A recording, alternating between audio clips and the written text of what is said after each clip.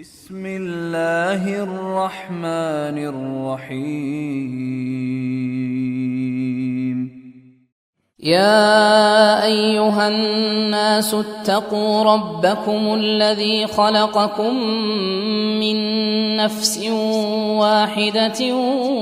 وخلق منها زوجها وبث منهما رجالا كثيرا ونساء واتقوا الله الذي تساءلون به والأرحام إن الله كان عليكم رقيبا. وآتوا اليتامى أموالهم ولا تتبدلوا الخبيث بالطيب ولا تأكلوا أموالهم إلى أموالكم إنه كان حوبا كبيرا. وإن خفتم ألا تقسطوا في اليتامى فانكحوا ما طاب لكم من النساء مثنى وثلاث ورباع، فإن خفتم ألا تعدلوا فواحدة أو ما ملكت أيمانكم ذلك أدنى ألا تعولوا. وآتوا النساء صدقاتهن نحلة، فإن طبن لكم عن شيء منه نفسا فكلوه هنيئا مريئا. ولا تؤتوا السفهاء أموالكم التي جعل الله لكم قياما وارزقوهم فيها واكسوهم وقولوا لهم قولا معروفا. وابتلوا اليتامى حتى إذا بلغوا النكاح فإن آنستم منهم رشدا فادفعوا إليهم أموالهم ولا تأكلوها إسرافا وبدارا أن يكبروا. ومن كان غنيا فليستعفف ومن كان فقيرا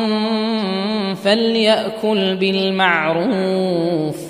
فإذا دفعتم إليهم أموالهم فأشهدوا عليهم وكفى بالله حسيبا.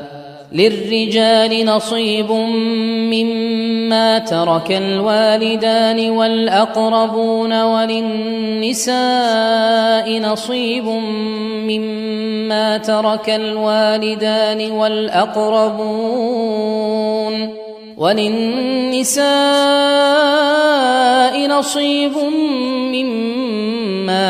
الوالدان والأقربون مما قل منه أو كثر نصيبا مفروضا. وإذا حضر القسمة أولو القربى واليتامى والمساكين فارزقوهم منه وقولوا لهم قولا معروفا. وليخشى الذين لو تركوا من خلفهم ذرية ضعافا خافوا عليهم فليتقوا الله وليقولوا قولا سديدا. إن الذين يأكلون أموال اليتامى ظلما إنما يأكلون في بطونهم نارا وسيصلون سعيرا. يوصيكم الله في أولادكم للذكر مثل حظ الأنثيين، فإن كن نساء فوق 2 فلهن ثلثا ما ترك، وإن كانت واحدة فلها النصف. ولأبويه لكل واحد منهما السدس مما ترك إن كان له ولد، فإن لم يكن له ولد وورثه أبواه فلأمه الثلث، فإن كان له إخوة فلأمه السدس من بعد وصية يوصي بها أو دين. آباؤكم وأبناؤكم لا تدرون أيهم أقرب لكم نفعا، فريضة من الله، إن الله كان عليما حكيما. ولكم نصف ما ترك أزواجكم إن لم يكن لهن ولد، فإن كان لهن ولد فلكم الربع مما تركن من بعد وصية يوصين بها أو دين، ولهن الربع مما تركتم إن لم يكن لكم ولد، فإن كان لكم ولد فلهن الثمن مما تركتم من بعد وصية توصون بها أو دين. وإن كان رجل يورث كلالة أو امرأة وله أخ أو أخت فلكل واحد منهما السدس، فإن كانوا أكثر من ذلك فهم شركاء في الثلث من بعد وصية يوصى بها أو دين غير مضار، وصية من الله والله عليم حليم. تلك حدود الله، ومن يطع الله ورسوله يدخله جنات تجري من تحتها الأنهار خالدين فيها، وذلك الفوز العظيم. ومن يعص الله ورسوله ويتعد حدوده يدخله نارا خالدا فيها وله عذاب مهين.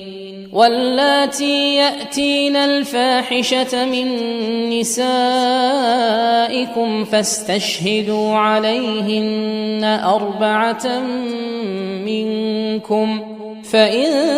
شهدوا فأمسكوهن في البيوت حتى يتوفاهن الموت أو يجعل الله لهن سبيلا. واللذان يأتيانها منكم فآذوهما، فإن تابا وأصلحا فأعرضوا عنهما، إن الله كان توابا رحيما. إنما التوبة على الله للذين يعملون السوء بجهالة ثم يتوبون من قريب فأولئك يتوب الله عليهم، وكان الله عليما حكيما. وليست التوبة للذين يعملون السيئات حتى إذا حضر أحدهم الموت قال إني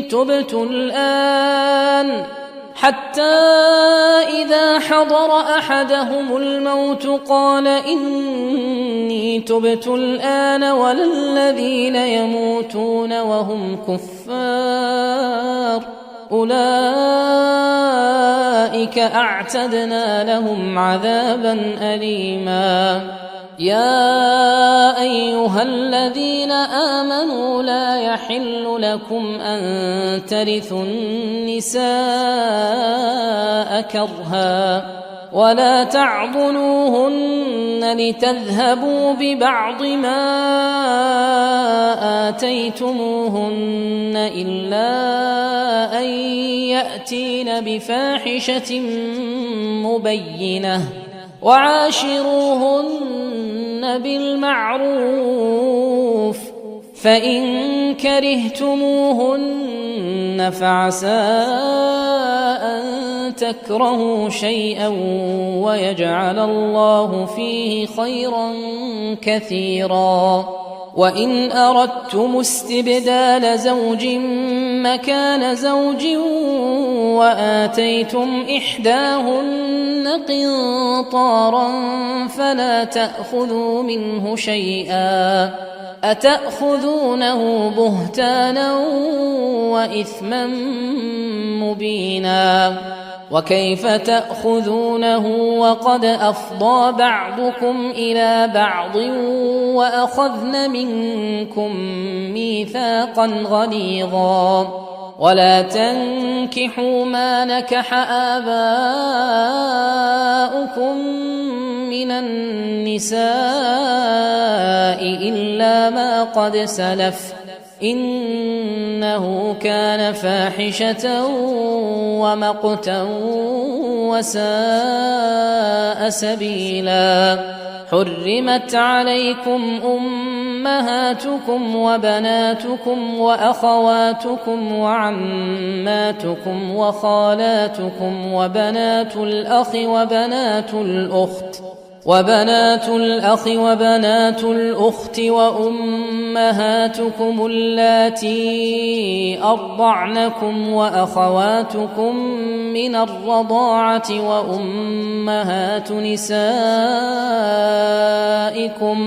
وأمهات نسائكم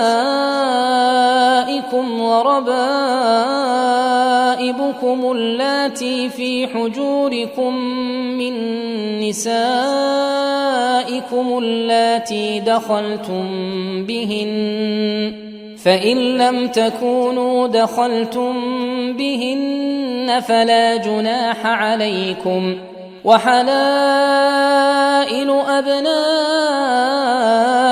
الذين من أصلابكم وأن تجمعوا بين الأختين إلا ما قد سلف إن الله كان غفورا رحيما والمحصنات من النساء إلا ما ملكت أيمانكم كتاب الله عليكم وأحل لكم ما وراء ذلكم أن تبتغوا بأموالكم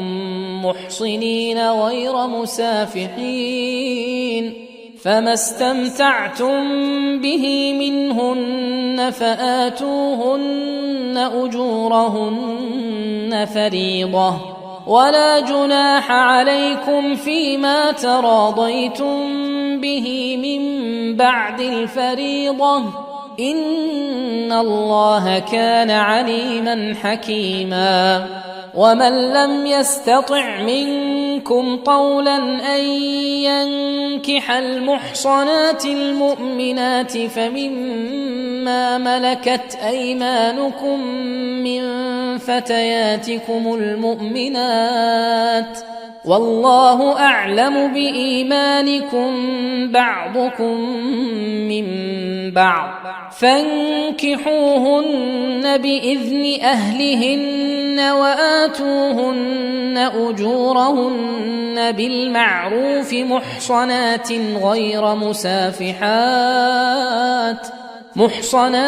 غير مسافحات ولا متخذات أخدان فإذا أحصن فإن أتين بفاحشة فعليهن نصف ما على المحصنات من العذاب ذلك لمن خشي العنة منكم وأن تصبروا خير لكم والله غفور رحيم يريد الله ليبين لكم ويهديكم سنن الذين من قبلكم ويتوب عليكم والله عليم حكيم والله يريد أن يتوب عليكم ويريد الذين يتبعون الشهوات أن تميلوا ميلا عظيما. يريد الله أن يخفف عنكم وخلق الإنسان ضعيفا. يا أيها الذين آمنوا لا تأكلوا أموالكم بينكم بالباطل إلا أن تكون تجارة عن تراض منكم ولا تقتلوا أنفسكم إن الله كان بكم رحيما. ومن يفعل ذلك عدوانا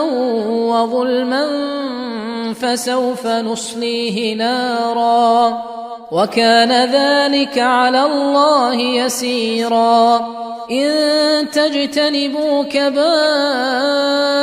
ما تنهون عنه نكفر عنكم سيئاتكم وندخلكم مدخلا كريما. ولا تتمنوا ما فضل الله به بعضكم على بعض للرجال نصيب مما اكتسبوا وللنساء نصيب مما اكتسبن واسألوا الله من فضله إن الله كان بكل شيء عليما. ولكل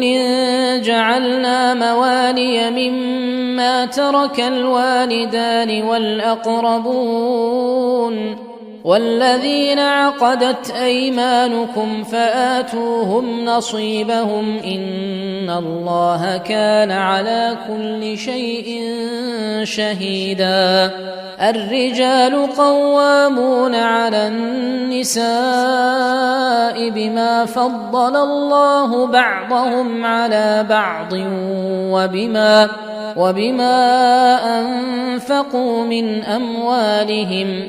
فالصالحات قانتات حافظات للغيب بما حفظ الله واللاتي تخافون نشوزهن فعظوهن واهجروهن في المضاجع واضربوهن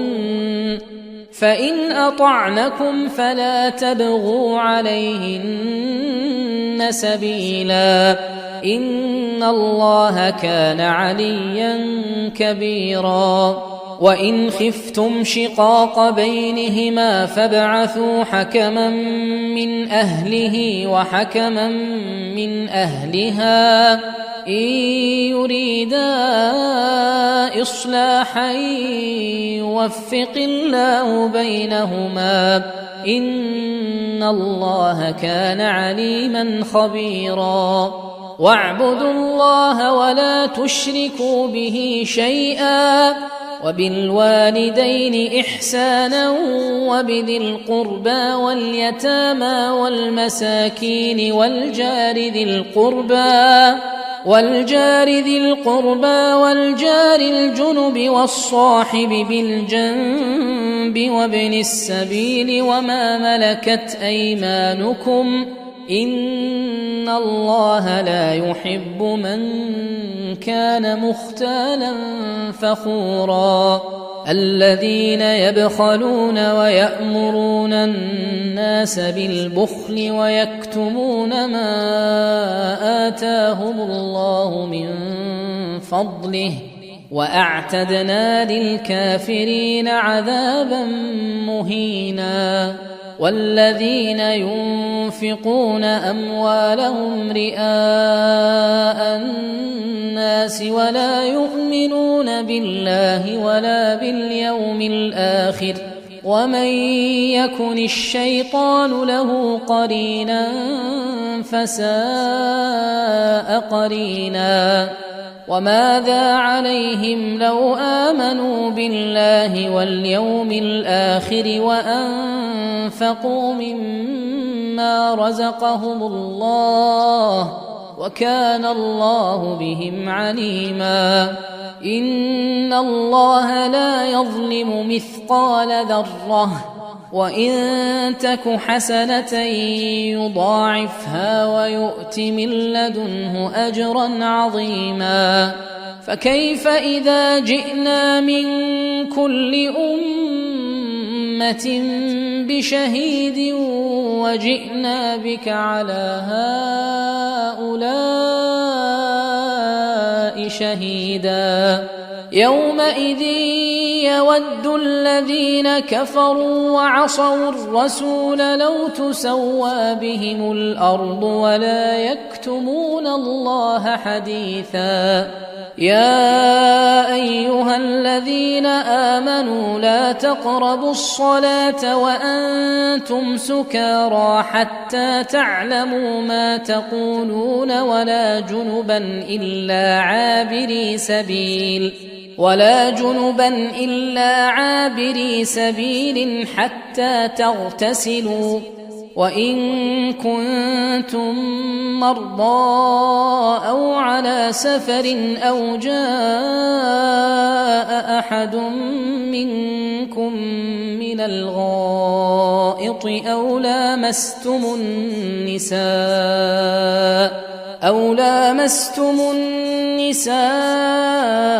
فلم تجدوا ماء فتيمموا صعيدا طيبا فامسحوا بوجوهكم وأيديكم إن الله كان عفوا غفورا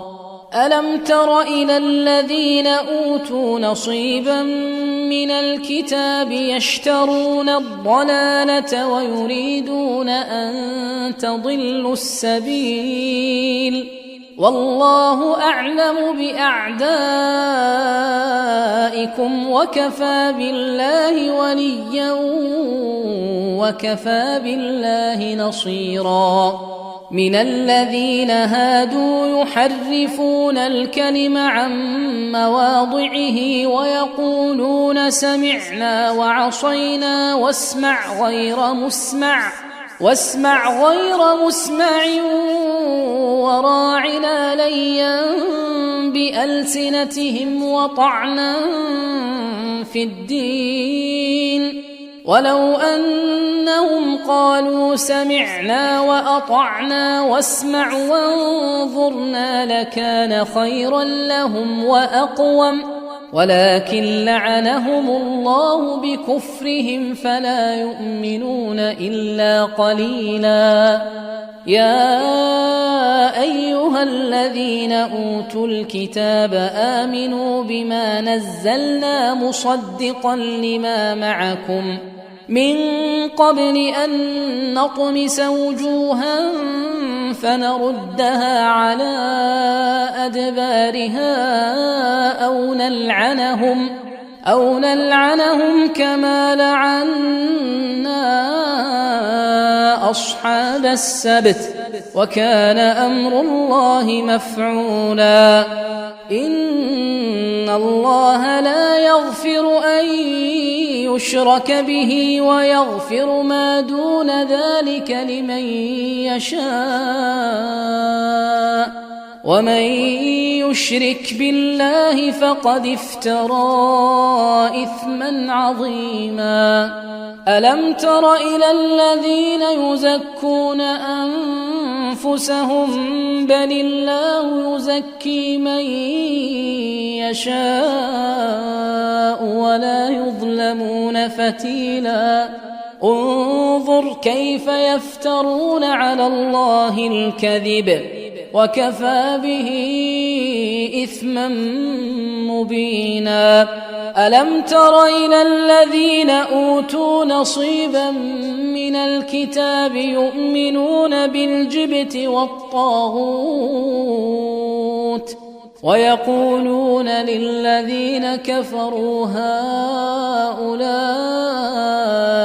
أهدى من الذين آمنوا سبيلا أولئك الذين لعنهم الله ومن يلعن الله فلن تجد له نصيرا أم لهم نصيب من الملك فإذا لا يؤتون الناس نقيرا أم يحسدون الناس على ما آتاهم الله من فضله فقد آتينا آل إبراهيم الكتاب والحكمة وآتيناهم ملكا عظيما فمنهم من آمن به ومنهم من صد عنه وكفى بجهنم سعيرا إن الذين كفروا بآياتنا سوف نصليهم نارا كلما نضجت جلودهم بدلناهم جلودا غيرها ليذوقوا العذاب إن الله كان عزيزا حكيما والذين آمنوا وعملوا الصالحات سندخلهم جنات تجري من تحتها الأنهار خالدين فيها أبدا لهم فيها أزواج مطهرة وندخلهم ظلا ظليلا إن الله يأمركم أن تؤدوا الأمانات إلى أهلها وإذا حكمتم بين الناس أن تحكموا بالعدل إن الله نعم ما يعظكم به إن الله كان سميعا بصيرا يا أيها الذين آمنوا أطيعوا الله وأطيعوا الرسول وأولي الأمر منكم فإن تنازعتم في شيء فردوه إلى الله والرسول إن كنتم تؤمنون بالله واليوم الآخر ذلك خير وأحسن تأويلا ألم تر إلى الذين يزعمون أنهم آمنوا بما أنزل إليك وما أنزل من قبلك يريدون أن يتحاكموا إلى الطاغوت وقد أمروا أن يكفروا به ويريد الشيطان أن يضلهم ضلالا بعيدا وإذا قيل لهم تعالوا إلى ما أنزل الله وإلى الرسول رأيت المنافقين يصدون عنك صدودا فكيف إذا أصابتهم مصيبة بما قدمت أيديهم ثم جاءوك يحلفون بالله إن أردنا إلا إحسانا وتوفيقا أولئك الذين يعلم الله ما في قلوبهم فأعرض عنهم وعظهم وقل لهم في أنفسهم قولا بليغا وما أرسلنا من رسول إلا ليطاع بإذن الله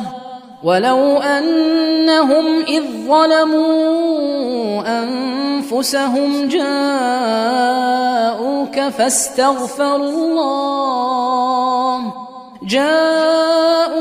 فاستغفروا الله واستغفر لهم الرسول لوجدوا الله توابا رحيما. فلا وربك لا يؤمنون حتى يحكموك فيما شجر بينهم ثم لا يجدوا في أنفسهم حرجا مما قضيت ويسلموا تسليما. ولو أنا كتبنا عليهم أن اقتلوا أنفسكم أو اخرجوا من دياركم ما فعلوه إلا قليل منهم، ولو أنهم فعلوا ما يوعظون به لكان خيرا لهم وأشد تثبيتا، وإذا لآتيناهم من لدنا أجرا عظيما ولهديناهم صراطا مستقيما. ومن يطع الله والرسول فأولئك مع الذين أنعم الله عليهم من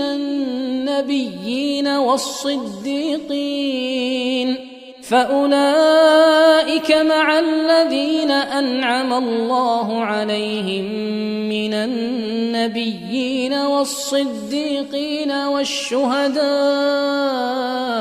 والصالحين وحسن أولئك رفيقا. ذلك الفضل من الله وكفى بالله عليما. يا أيها الذين آمنوا خذوا حذركم فانفروا ثبات أو انفروا جميعا وإن منكم لمن ليبطئن فإن أصابتكم مصيبة قال قد أنعم الله علي إذ لم أكن معهم شهيدا ولئن أصابكم فضل من الله ليقولن كأن لم تكن بينكم وبينه مودة يا ليتني كنت معهم فأفوز فوزا عظيما. فليقاتل في سبيل الله الذين يشرون الحياة الدنيا بالآخرة ومن يقاتل في سبيل الله فيقتل أو يغلب فسوف نؤتيه أجرا عظيما. وما لكم لا تقاتلون في سبيل الله والمستضعفين من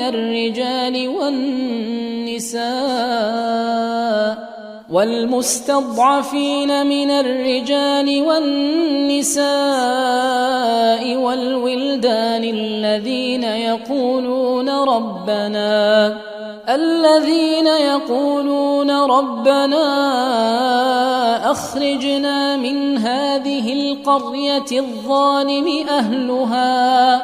واجعل لنا من لدنك وليا واجعل لنا من لدنك نصيرا. الذين آمنوا يقاتلون في سبيل الله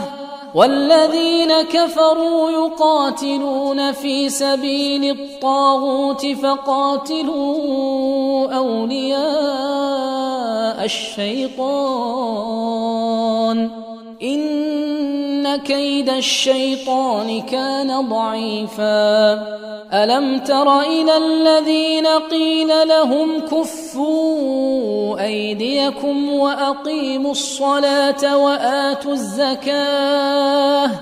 فلما كتب عليهم القتال إذا فريق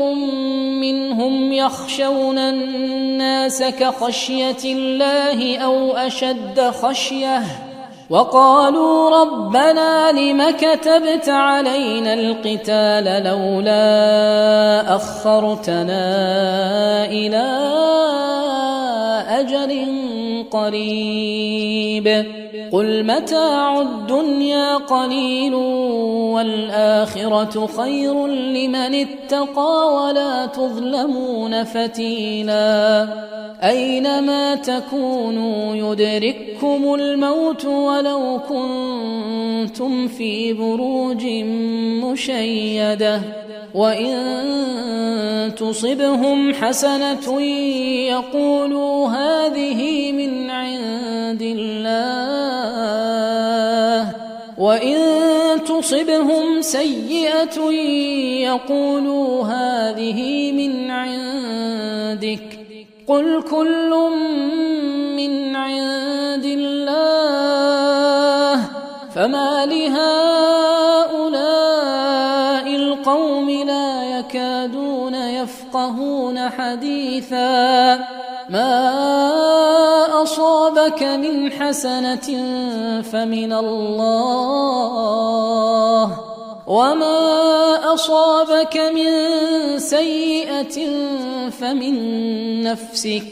وأرسلناك للناس رسولا وكفى بالله شهيدا من يطع الرسول فقد أطاع الله ومن تولى فما أرسلناك عليهم حفيظا ويقولون طاعة فإذا برزوا من عندك بيت طائفة منهم غير الذي تقول والله يكتب ما يبيتون فأعرض عنهم وتوكل على الله وكفى بالله وكيلا أفلا يتدبرون القرآن ولو كان من عند غير الله لوجدوا فيه اختلافا كثيرا وإذا جاءهم أمر من الأمن أو الخوف أذاعوا به ولو ردوه إلى الرسول وإلى أولي الأمر منهم لعلمه الذين يستنبطونه منهم ولولا فضل الله عليكم ورحمته لاتبعتم الشيطان إلا قليلا فقاتل في سبيل الله لا تكلف إلا نفسك وحرض المؤمنين عسى الله أن يكف بأس الذين كفروا والله أشد بأسا وأشد تنكيلا من يشفع شفاعة حسنة يكن له نصيب منها ومن يشفع شفاعة سيئة يكن له كفل منها وكان الله على كل شيء مقيتا وإذا حييتم بتحية فحيوا بأحسن منها أو ردوها إن الله كان على كل شيء حسيبا الله لا إله إلا هو ليجمعنكم إلى يوم القيامة لا ريب فيه ومن أصدق من الله حديثا فما لكم في المنافقين فئتين والله أركسهم بما كسبوا أتريدون أن تهدوا من أضل الله ومن يضلل الله فلن تجد له سبيلا ودوا لو تكفرون كما كفروا فتكونون سواء فلا تتخذوا منهم أولياء حتى يهاجروا في سبيل الله فإن تولوا فخذوهم واقتلوهم حيث وجدتموهم ولا تتخذوا منهم وليا ولا نصيرا إلا الذين يصلون إلى قوم بينكم وبينهم ميثاق أو جاءوكم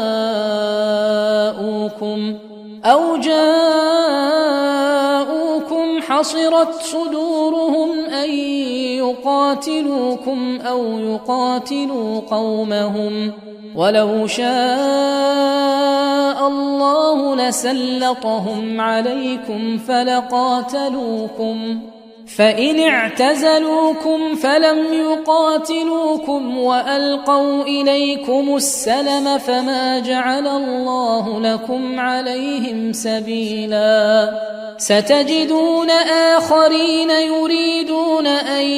يأمنوكم ويأمنوا قومهم كلما ردوا إلى الفتنة أركسوا فيها فإن لم يعتزلوكم ويلقوا إليكم السلم ويكفوا أيديهم فخذوهم واقتلوهم حيث ثقفتموهم وأولئكم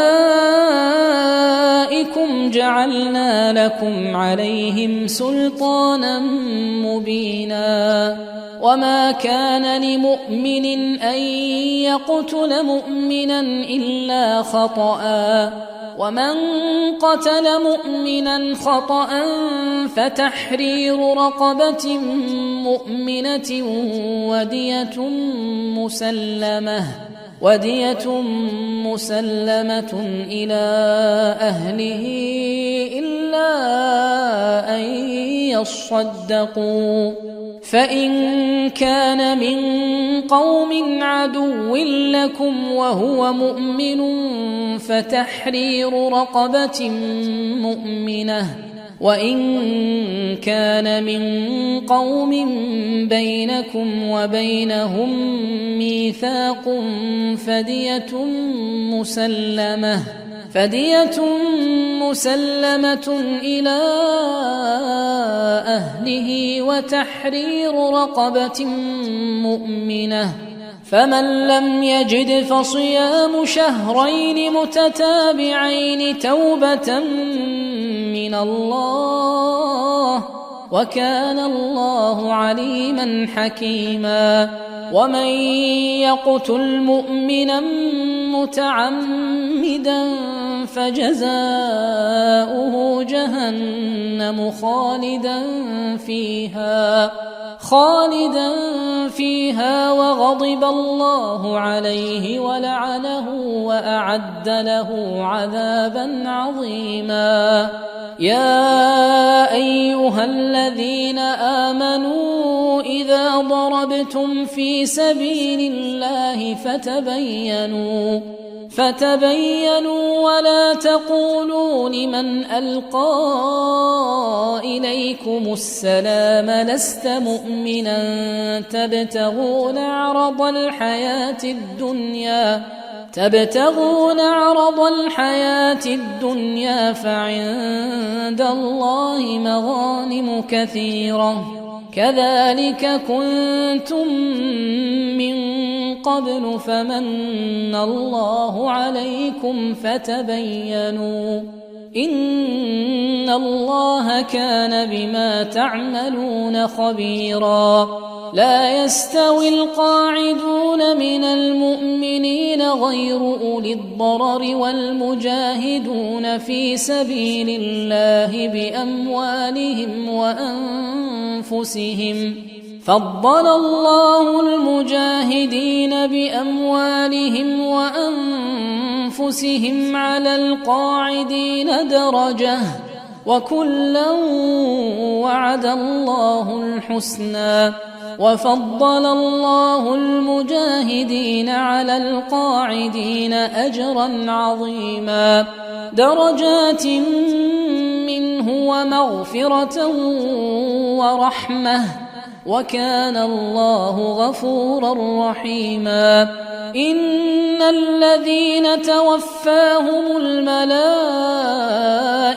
ظالمي أنفسهم قالوا فيم كنتم قالوا كنا مستضعفين في الأرض قالوا ألم تكن أرض الله واسعة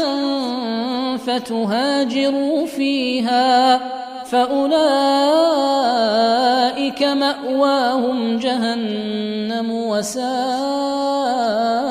مصيرا إلا المستضعفين من الرجال والنساء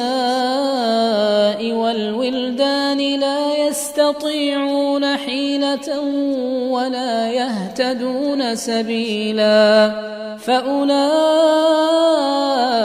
عسى الله أن يعفو عنهم وكان الله عفوا غفورا ومن يهاجر في سبيل الله يجد في الأرض مراغما كثيرا وسعة ومن يخرج من بيته مهاجرا إلى الله ورسوله ثم يدركه الموت فقد وقع أجره على الله وكان الله غفورا رحيما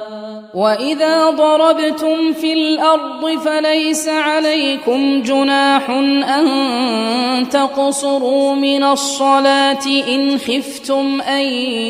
يفتنكم الذين كفروا إن الكافرين كانوا لكم عدوا مبينا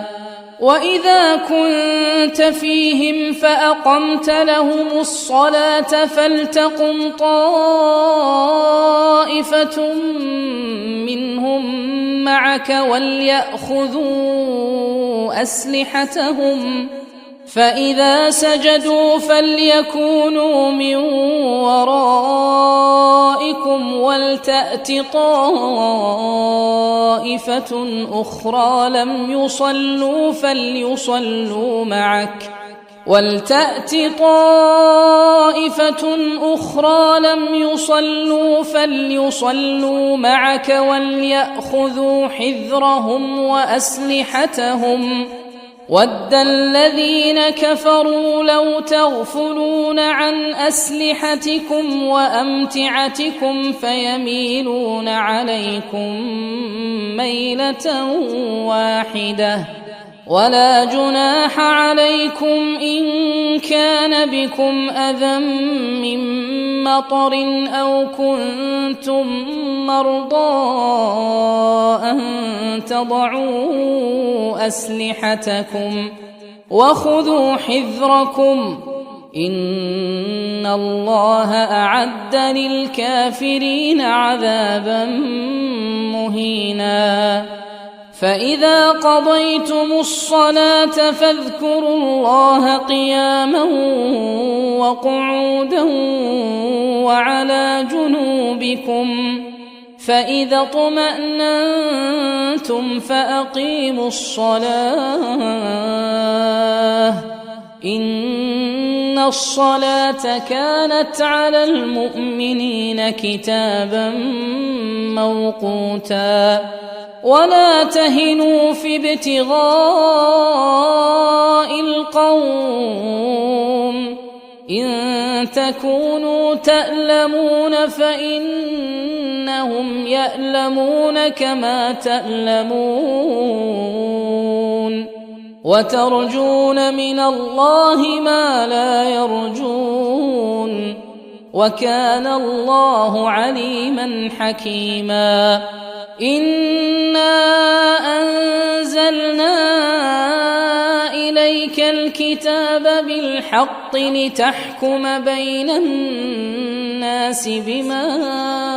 أراك الله ولا تكن للخائنين خصيما واستغفر الله إن الله كان غفورا رحيما ولا تجادل عن الذين يختانون أنفسهم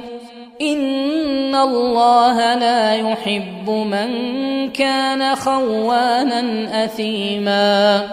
يستخفون من الناس ولا يستخفون من الله وهو معهم إذ يبيتون ما لا يرضى من القول وكان الله بما يعملون محيطا ها أنتم هؤلاء جادلتم عنهم في الحياة الدنيا فمن يجادل الله عنهم يوم القيامة أم من يكون عليهم وكيلا ومن يعمل سوءا أو يظلم نفسه ثم يستغفر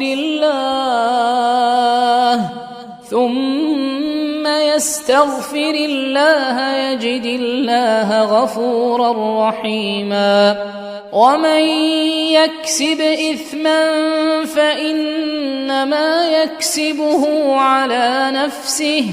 وكان الله عليما حكيما ومن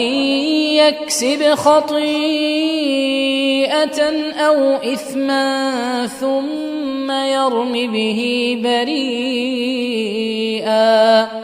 ثم يرم به بريئا فقد احتمل بهتانا وإثما مبينا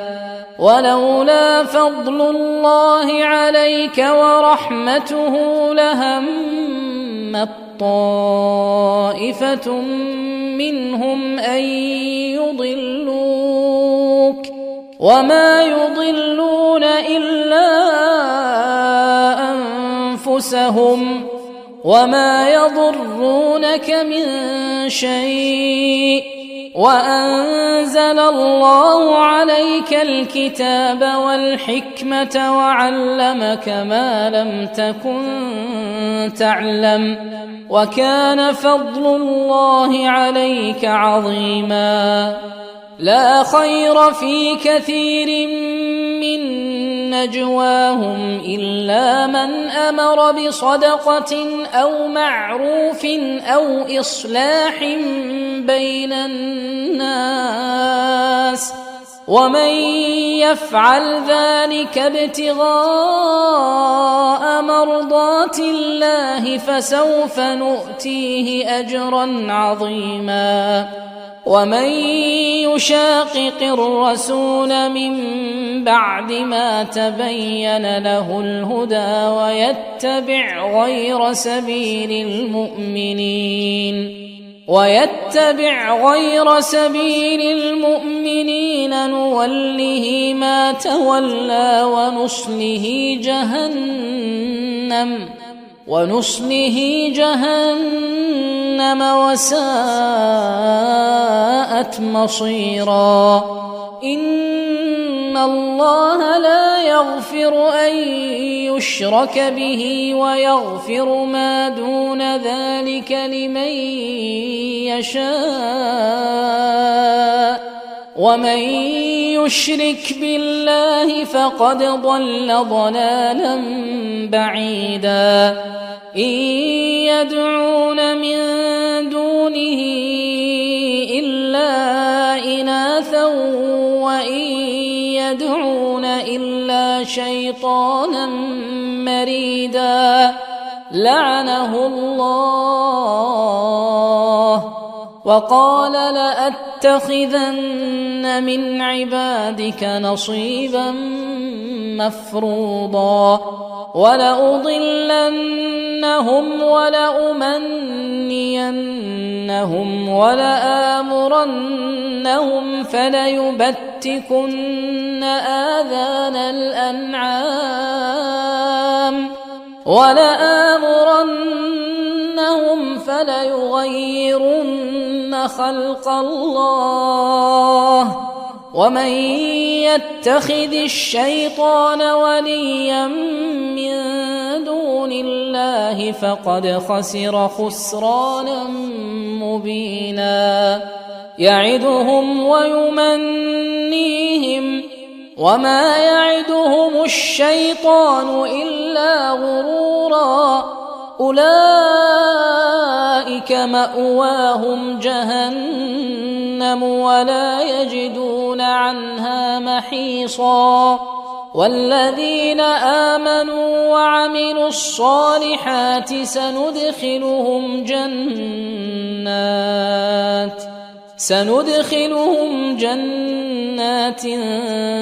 تجري من تحتها الأنهار خالدين فيها أبدا وعد الله حقا ومن أصدق من الله قيلا ليس بأمانيكم ولا أماني أهل الكتاب من يعمل سوءا يجز به ولا يجد له من دون الله وليا ولا نصيرا ومن يعمل من الصالحات من ذكر أو أنثى وهو مؤمن فأولئك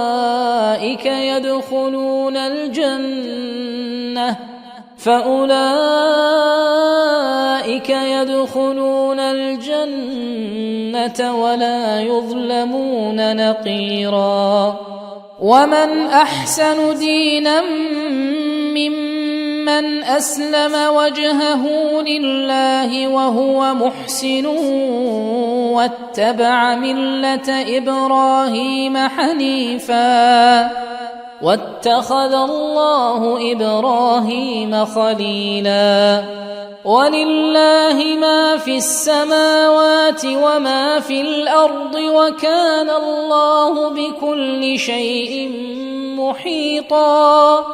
ويستفتونك في النساء قل الله يفتيكم فيهن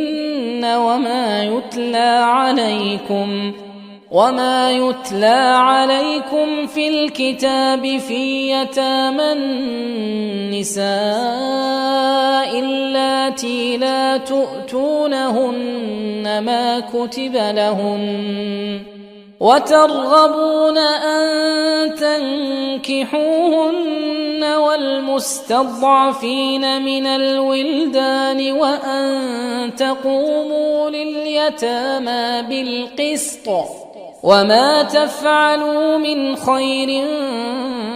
فإن الله كان به عليما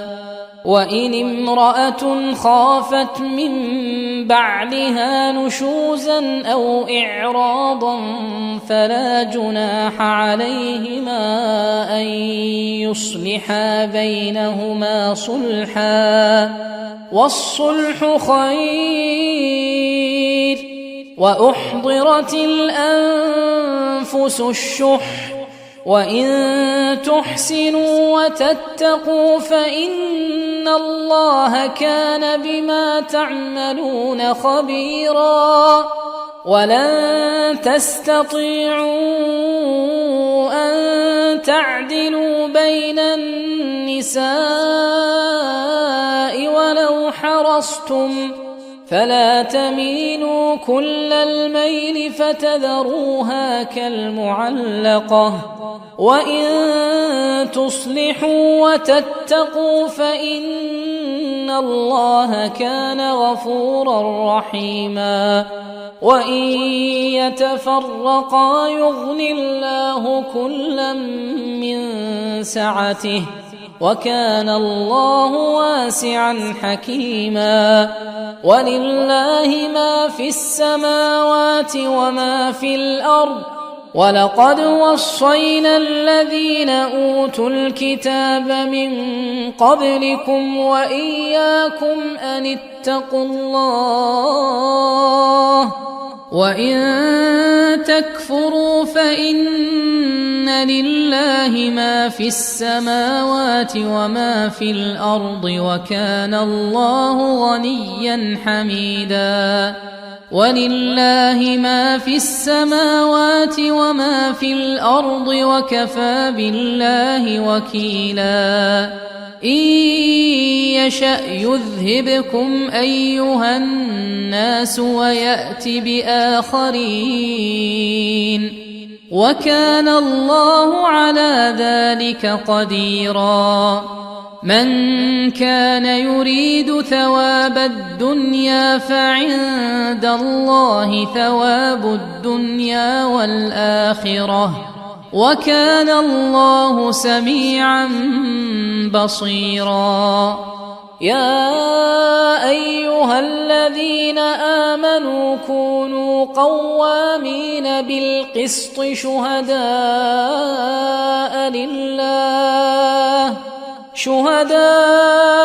لله ولو على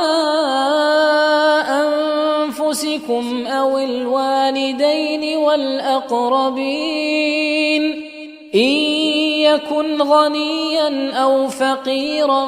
فالله أولى بهما فلا تتبعوا الهوى أن تعدلوا وإن تلووا أو تعرضوا فإن الله كان بما تعملون خبيرا يا أيها الذين آمنوا بالله ورسوله والكتاب الذي نزل على رسوله والكتاب الذي أنزل من قبل ومن يكفر بالله وملائكته وكتبه ورسله واليوم الآخر فقد ضل ضلالا بعيدا إن الذين آمنوا ثم كفروا ثم آمنوا ثم كفروا ثم ازدادوا كفرا لم يكن الله ليغفر لهم ولا ليهديهم سبيلا بشر المنافقين بأن لهم عذابا أليما الذين يتخذون الكافرين أولياء من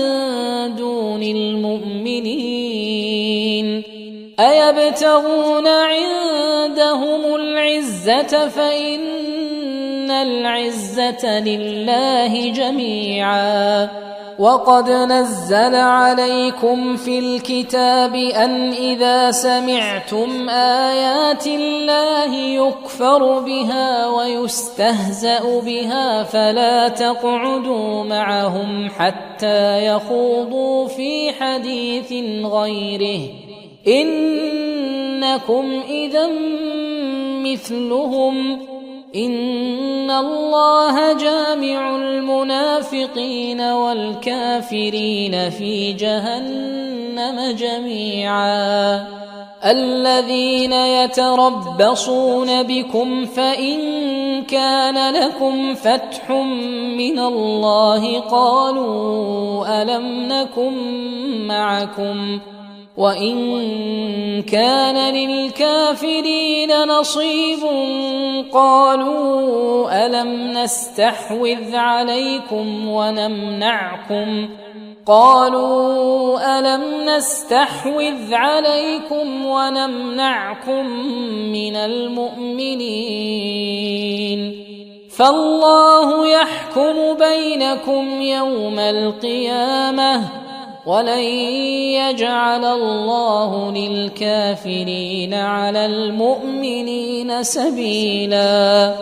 إن المنافقين يخادعون الله وهو خادعهم وإذا قاموا إلى الصلاة قاموا كسالى يراءون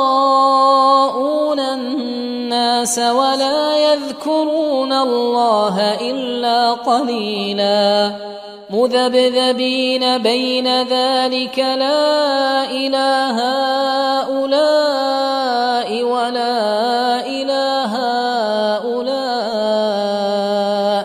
ومن يضلل الله فلن تجد له سبيلا يا أيها الذين آمنوا لا تتخذوا الكافرين أولياء من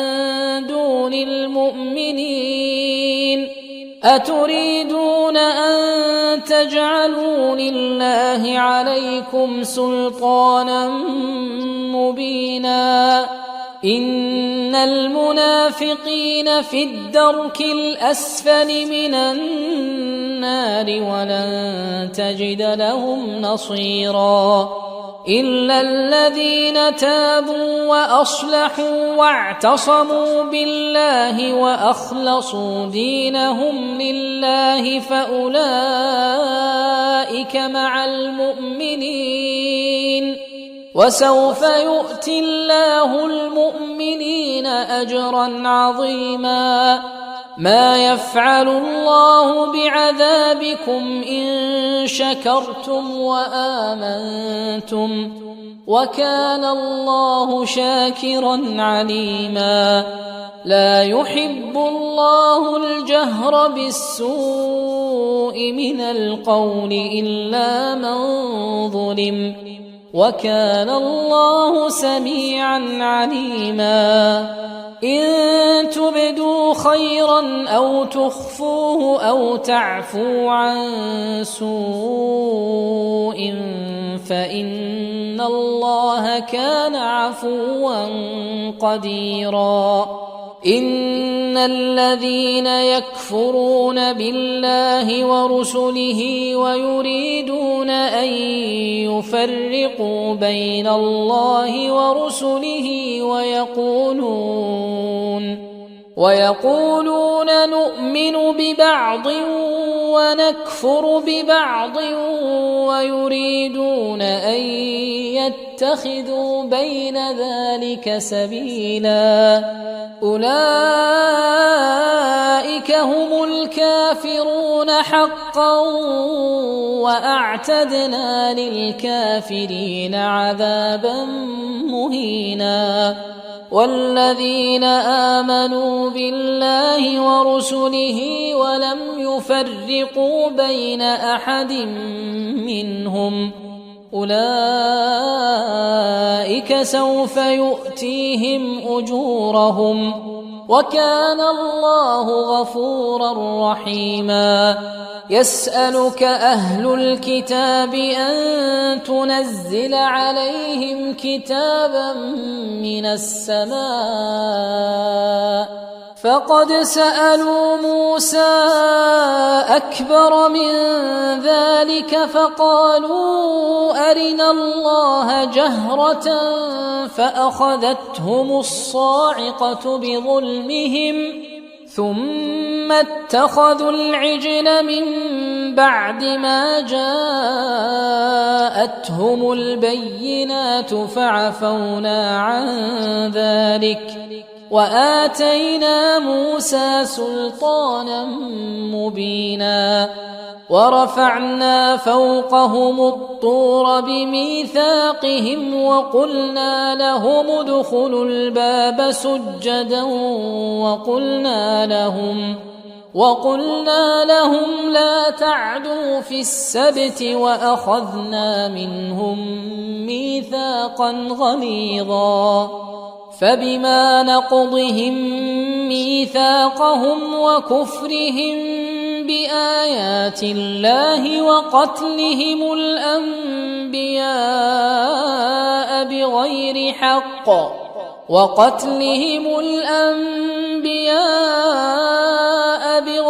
حق وقولهم قلوبنا غلف بل طبع الله عليها بكفرهم فلا يؤمنون إلا قليلا وبكفرهم وقولهم على مريم بهتانا عظيما وقولهم إنا قتلنا المسيح عيسى ابن مريم رسول الله وما قتلوه وما صلبوه ولكن شبه لهم وإن الذين اختلفوا فيه لفي شك منه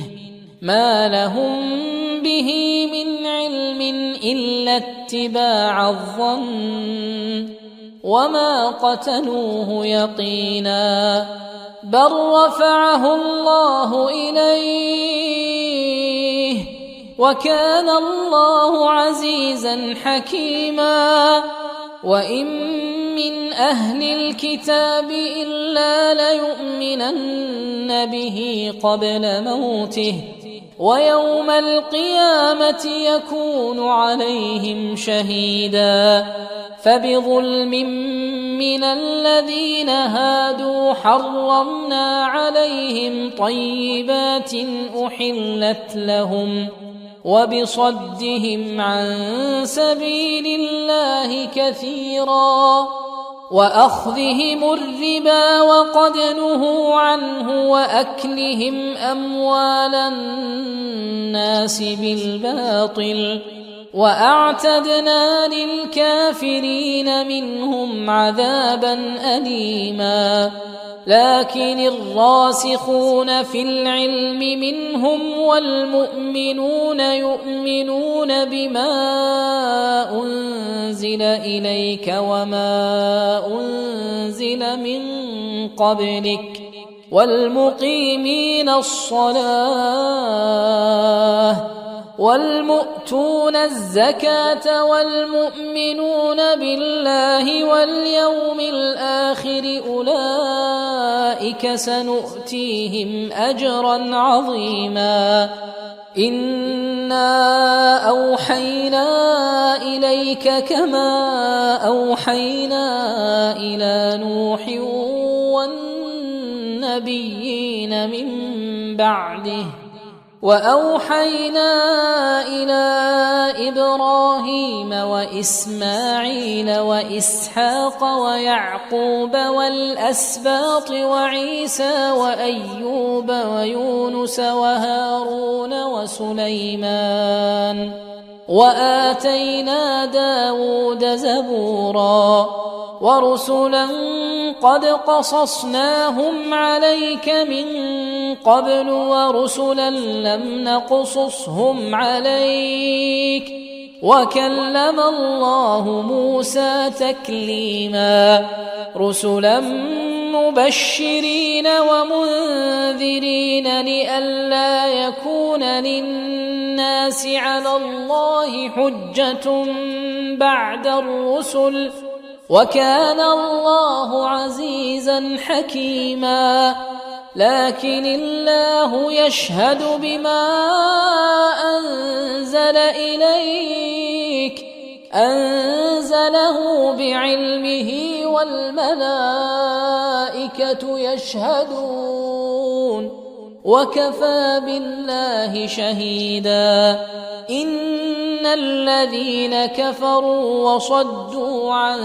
سبيل الله قد ضلوا ضلالا بعيدا إن الذين كفروا وظلموا لم يكن الله ليغفر لهم ولا ليهديهم طريقا إلا طريق جهنم خالدين فيها أبدا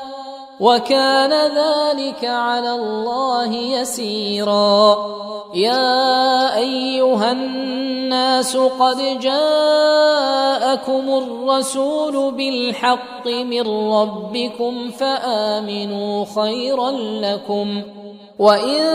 تكفروا فإن لله ما في السماوات والأرض وكان الله عليما حكيما. يا أهل الكتاب لا تغلوا في دينكم ولا تقولوا على الله إلا الحق إنما المسيح عيسى بن مريم رسول الله وكلمته ألقاها إلى مريم وروح منه فآمنوا بالله ورسله ولا تقولوا ثلاثة انتهوا خيرا لكم إنما الله إله واحد سبحانه أن يكون له ولد له ما في السماوات وما في الأرض وكفى بالله وكيلا. لن يستنكف المسيح أن يكون عبدا لله ولا الملائكة المقربون ومن يستنكف عن عبادته ويستكبر فسيحشرهم إليه جميعا. فأما الذين آمنوا وعملوا الصالحات فيوفيهم أجورهم ويزيدهم من فضله وأما الذين استنكفوا واستكبروا فيعذبهم عذابا أليما ولا يجدون لهم من دون الله وليا ولا نصيرا. يا أيها الناس قد جاءكم برهان من ربكم وأنزلنا إليكم نورا مبينا. فأما الذين آمنوا بالله واعتصموا به فسيدخلهم في رحمة منه وفضل ويهديهم إليه صراطا مستقيما. يستفتونك قل الله يفتيكم في الكلالة إن امرؤ هلك ليس له ولد وله أخت فلها نصف ما ترك وهو يرثها إن لم يكن لها ولد فإن كانت اثنتين فلهما الثلثان مما ترك وإن كانوا إخوة رجالا ونساء فللذكر مثل حظ الأنثيين يبين الله لكم أن تضلوا والله بكل شيء عليم.